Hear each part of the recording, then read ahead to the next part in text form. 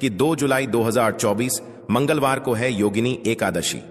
दोस्तों, इसी दिन किया जाने वाला पंडित जी द्वारा बताया गया एक दीपक वाले उपाय आप लोगों को जरूर करना चाहिए, क्योंकि दोस्तों ये एक ऐसा उपाय है जो कि हर कभी नहीं किया जाता है। देखिए, यह दिन इतना खास होता है, इतना महत्वपूर्ण होता है। देखा गया है कभी कभी बड़े बड़े पूजा पाठ अनुष्ठान से जो मनोकामना पूर्ण नहीं होती है, वह एकादशी के दिन एक छोटे से उपाय करने से ही आपकी मनोकामना पूर्ण हो जाती है। और बहुत सारे लोगों ने इस उपाय को किया भी है और उनको इस उपाय को करने का फल भी जरूर मिला है। अगर आप लोग भी इस उपाय को योगिनी एकादशी के दिन करना चाहते हैं तो आप इस उपाय को पहले अच्छे से समझ लेना, सुन लेना, उसके बाद करना। आपको इस उपाय का फल जरूर मिलेगा। दोस्तों, हम आपको यहां पर बता दें कि यह जो एक दीपक वाले जो उपाय है, यह उपाय पंडित जी ने अपनी अभी की सीहोर की कथा में ही बताया है। और इस उपाय को करने से आपके घर में चाहे किसी भी प्रकार की दुख और समस्या क्यों ना चल रही हो, आपको उसका कारण भी नहीं पता है कि यह समस्या किस कारण से चल रही है। उसका कुछ भी कारण हो सकता है, जैसे पितृदोष हो सकता है या किसी भी तरह का मंगल दोष भी हो सकता है, और भी बहुत तरह के दोष होते हैं, कुछ भी हो सकता है। पर आपको इस उपाय को करने के लिए अपने दोष को पता लगाने की भी जरूरत नहीं है। आपके घर में किस कारण से इतनी दुख और परेशानी आ रही है, वह भी आपको पता लगाने की जरूरत नहीं है।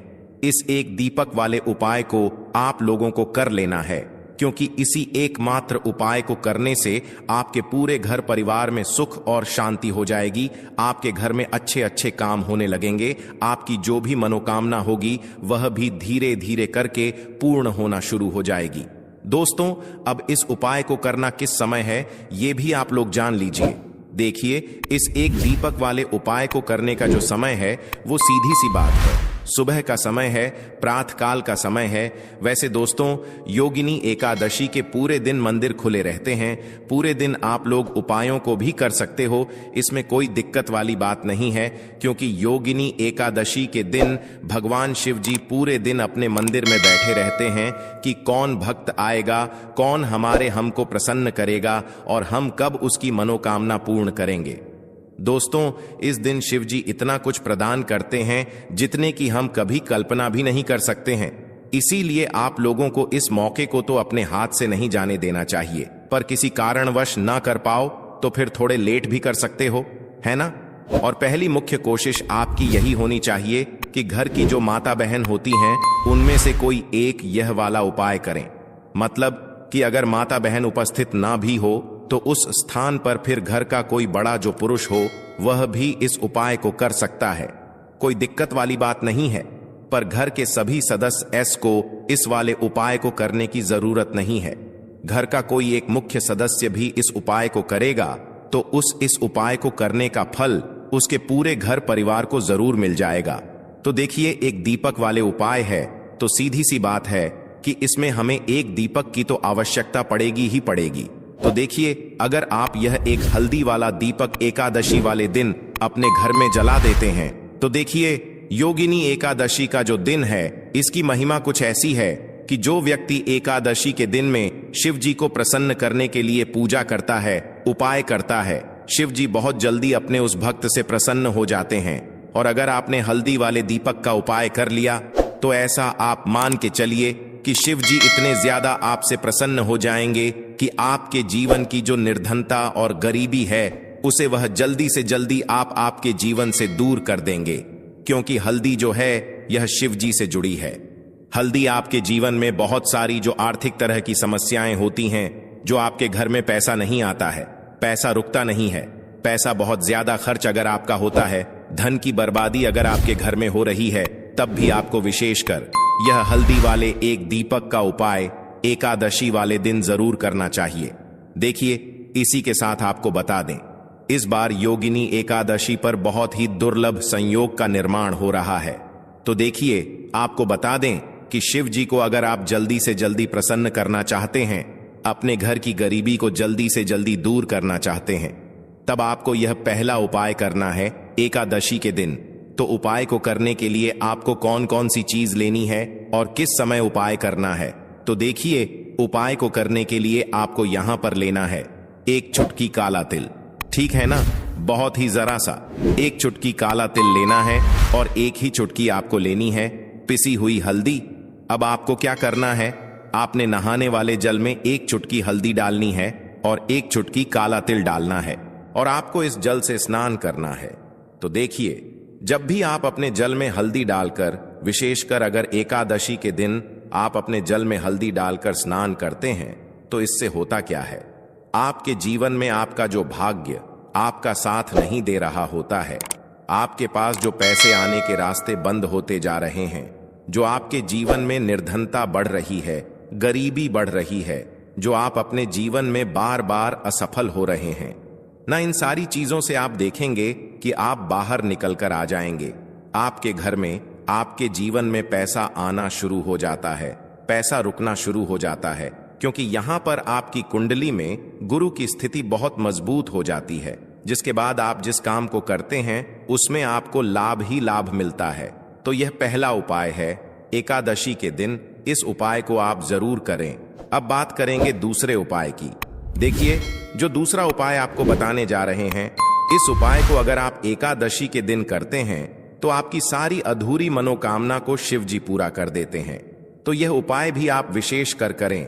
अगर कोई भी ऐसी विश है, कोई भी ऐसी इच्छा है आपकी जो अभी तक अधूरी है, पूरी नहीं हो रही है, तो आपको शिव जी को प्रसन्न करना है यह दूसरा वाला उपाय एकादशी के दिन करके। तो देखिए, यहां पर उपाय को करने के लिए आपको लेना है तुलसी की लकड़ी।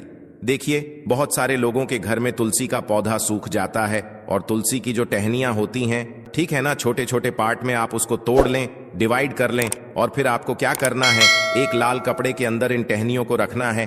कितनी लेनी है? आप 2 ले सकते हैं, 5 ले सकते हैं, 11 ले सकते हैं। अगर 11 की संख्या हो तो बहुत उत्तम है।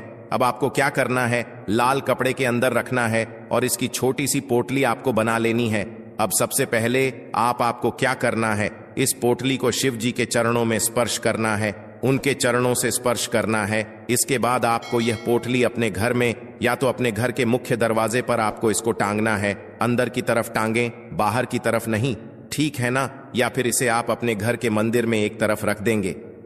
देखिए, जब भी आप तुलसी की टनी जो होती हैं उन्हें अपने घर में कहीं पर भी रखते हैं और शिव जी से प्रार्थना करते हैं कि मेरी यह विश है, मेरी ये मनोकामना है, बहुत लंबे समय से अधूरी है, मेरे जीवन में निर्धनता है, गरीबी है, मेरे घर में सुख समृद्धि नहीं है, मेरे घर में क्लेश है। तो जिस प्रकार की भी आपकी समस्या होती है, जो भी आपकी मनोकामना होती है, उसे शिव जी पूरा कर देते हैं और आपकी जीवन की निर्धनता और गरीबी तो कोसों आपके जीवन से दूर हो जाती है। जब भी आप तुलसी की लकड़ी का यह छोटा सा उपाय कर लेते हैं एकादशी के दिन, एक चीज आपको बिल्कुल ध्यान रखनी है कि तुलसी का पौधा अगर आपके घर में सूख गया है, तब आपको एकादशी के दिन उसकी लकड़ियों को नहीं निकालना है, क्योंकि एकादशी के दिन तो तुलसी की पत्तियों को भी नहीं तोड़ा जाता है। यह चीज विशेषकर आपको ध्यान रखनी है, ठीक है ना? तो पहले से ही आप तुलसी के पौधे की अगर आपके पास टहनियां हैं, तभी ये उपाय आप करें। दूसरी चीज कि जिनके घर में तुलसी का पौधा हरा भरा है ना? बहुत सारे लोगों के पौधे सूख गए झाड़ों में, लेकिन बहुत सारे लोग बहुत अच्छे से रखते हैं और किसी किसी के घर में तुलसी का पौधा सूखता नहीं है। तो उन्हें क्या करना है, उन्हें तुलसी के 2 पत्ते लेने हैं, ठीक है ना? तुलसी के 2 पत्ते लेने हैं और आपको जब भी आप शिव जी को भोग लगाते हैं, वैसे आप लगाते ही हैं हर बार अपने घर में तुलसी के पौध पत्तों के साथ, लेकिन एकादशी के दिन विशेषकर आपको तुलसी के 2 पत्ते शिव जी को उनके भोग में अर्पित करने हैं। जो भी आप उन्हें भोग लगाते हैं, जिस चीज का भी, उसके साथ आपको तुलसी के 2 पत्ते जरूर शिव जी को अर्पित करने हैं। एक चीज ध्यान रहे, भूलकर भी आपको इस दिन चावल खाने नहीं है और चावल का भोग भूलकर भी आपको किसी भी देवी देवता को नहीं लगाना है, ठीक है ना? क्योंकि चावल खाना इस दिन महापाप होता है। ऐसा बिल्कुल भी ना करें, भूलकर भी आपको यह चीज नहीं करनी है। तो देखिए, जब भी आप तुलसी के 2 पत्ते शिव जी को अर्पित करते हैं, उनके भोग में उन्हें देते हैं, तो इससे क्या होता है कि शिव जी आपसे बहुत ज्यादा प्रसन्न हो जाते हैं और आपके जीवन के चाहे जिस तरह के भी दुख हो, फिर आप अपने जीवन के वो दुख अगर शिव जी से कहते भी नहीं है ना, आपके बिना कहे ही आपके जीवन के सारे दुखों को वो दूर कर देते हैं। चलिए अब बात कर लेते हैं। एक चुटकी हल्दी डालकर दीपक आपको कहां पर लगाना है, उपाय को कैसे करना है और कैसे यह एक चुटकी हल्दी वाला दीपक आपके जीवन की निर्धनता को तो दूर कर ही देगा। मां लक्ष्मी की ऐसी कृपा आपके ऊपर बरसेगी कि आने वाली 7 पीढ़ियों को भी ना धन की कमी नहीं होगी। इतना ज्यादा शिव जी आपसे प्रसन्न हो जाते हैं। इस एक उपाय को करके देखिए। पहली चीज आपको बता दें कि हल्दी जो है यह आपके जीवन में बहुत सारी अच्छी अच्छी चीजों को लेकर आती है, जैसे कि पैसे को बढ़ाने का काम करती है और आपके घर में धन आने के स्रोत अगर बंद हो गए हैं, धन आने का रास्ता अगर आपके घर में बंद होता जा रहा है, उसे खोल देती है। क्योंकि आपके घर की नेगेटिव एनर्जी है, नकारात्मक ऊर्जा है, बुरी शक्तियां हैं, इन सारी चीजों को हल्दी दूर कर देती है। क्योंकि जहां पर हल्दी होती है वहां पर ये सारी चीजें रहती ही नहीं है। तीसरी चीज, हल्दी शिव जी से जुड़ी है, तो शिव जी आपसे तुरंत प्रसन्न हो जाते हैं। जब भी आप हल्दी का कोई उपाय करते हैं तो आपको पिसी हुई एक चुटकी हल्दी लेनी है और ये एक चुटकी पिसी हुई हल्दी आपको दीपक के अंदर डालनी है।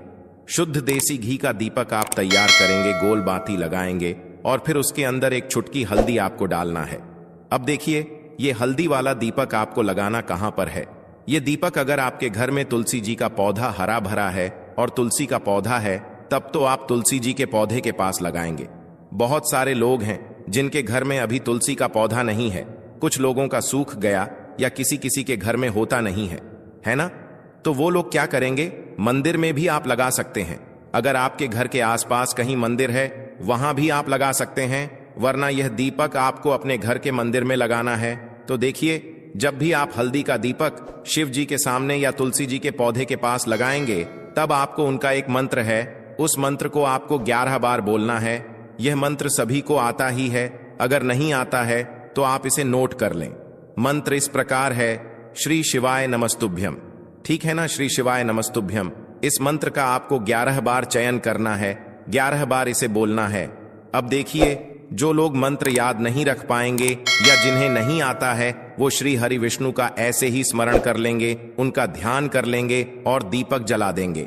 बस इतना आपको करना है और कुछ भी नहीं करना है। यह उपाय आप करके देख लीजिए, आपके जीवन की जो निर्धनता है ना, बहुत जल्दी आपके जीवन से दूर हो जाएगी। एक चीज और आपको ध्यान रखनी है कि जब भी आप दीपक तुलसी जी के पौधे के पास लगाएंगे, आपको जमीन पर दीपक नहीं रखना है। थोड़ी सी फूल की पंखुड़ियां रख लें या फिर कोई प्लेट रख लें, ठीक है ना? चावल आपको नहीं रखना है एकादशी के दिन, क्योंकि वैसे तो आप चावल रख सकते हैं, लेकिन एकादशी के दिन आपको चावल दीपक के नीचे नहीं रखना है। तो इस तरह से जब आप उपाय करते हैं, पूजा पाठ करते हैं, पूरी सच्ची श्रद्धा के साथ करते हैं, श्री हरि विष्णु के ऊपर विश्वास रख करते हैं, तो आपकी जितनी भी मनोकामनाएं होती हैं ना, जितनी भी निर्धनता होती है, उसे श्री हरि विष्णु दूर कर देते हैं और हमेशा आपके जीवन में, आपके घर में मां लक्ष्मी वास करती हैं। अब जल्दी से बात कर लेते हैं तीसरे उपाय की। तो तीसरा उपाय जो आपको बताने जा रहे हैं, इस उपाय को अगर आपने योगिनी एकादशी के दिन कर लिया तो मान के चलिए, घर घर में गरीबी आपके चाहे कितनी भी ज्यादा हो, सर पे चाहे कर्जा हो गया हो, धन आपको लोगों से उधार लेना पड़ रहा हो, आपके घर का, आपके सर का सारा कर्जा दूर हो जाएगा, घर की सारी निर्धनता गरीबी दूर हो जाएगी और आपके घर में माता लक्ष्मी का वास होगा स्थायी रूप से। स्थायी रूप का मतलब है माता लक्ष्मी कभी भी फिर आपके घर को छोड़कर नहीं जाएंगी। तो बहुत ही सरल उपाय है। आपको करना क्या है, आपको योगिनी एकादशी के दिन, ठीक है ना, क्या करना है, आपको खीर बनानी है, ठीक है ना? योगिनी एकादशी के दिन खीर बनानी है। और अगर आपके पास थोड़ा सा इलायची है तो आपको क्या करना है, वो इलायची खीर में डालनी है, उसके दाने खीर में डालने हैं। इससे क्या होगा, इलायची की जो खुशबू है वो खीर में अच्छे से समा जाएगी और माता लक्ष्मी को जितनी भी सुगंधित वस्तुएं होती हैं, उन्हें वो सुगंधित वस्तुएं बहुत ही प्रिय होती हैं। माता लक्ष्मी स्वयं चल करके उस घर में आती हैं। जो व्यक्ति सुगंधित कोई भी वस्तु का पाए, माता लक्ष्मी की पूजा में कर लेता है। तो जब यह खीर आप बनाएंगे, शाम के समय में अपने घर में पूजा करेंगे और माता लक्ष्मी को आपको यह इलायची वाली खीर अर्पित करनी है। यह उपाय इतना अचूक है, जो व्यक्ति इस उपाय को कर लेता है, उसके घर की निर्धनता चाहे कितनी भी बड़ी क्यों ना हो, उसके घर में चाहे कितनी भी गरीबी क्यों ना हो, उस बड़ी से बड़ी निर्धनता को और गरीबी को भी दूर होने में समय नहीं लगता है। क्योंकि इतना ज्यादा अचूक उपाय है। यह इलायची वाली खीर का माता लक्ष्मी समझो तुरंत की तुरंत प्रसन्न हो जाती है।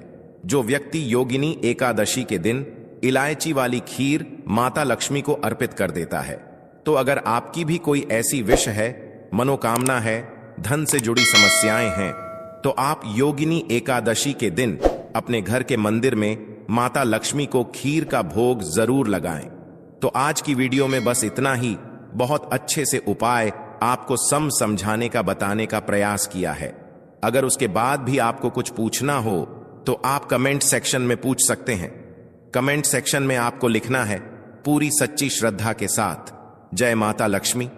तो देखिए, जब आप जय माता लक्ष्मी लिखेंगे ना, तो आपकी जो दिल की आवाज है, जो आपकी प्रार्थना है, वो मां लक्ष्मी तक जरूर पहुंचेगी। लिख कर देख लें, क्या पता माता लक्ष्मी आपकी एक पुकार को इस तरह से सुन ले कि आपके घर में वो आ जाए और कभी भी आपके घर में फिर निर्धनता ना रहे। तो चलिए अब जल्दी से बात कर लेते हैं अपने लास्ट उपाय की। कौन सा है वह लास्ट उपाय जो आपको पूर्णिमा के दिन जरूर ही करना चाहिए? देखिए, इस दिन पूर्णिमा के दिन स्नान और दान का बहुत ही ज्यादा महत्व होता है।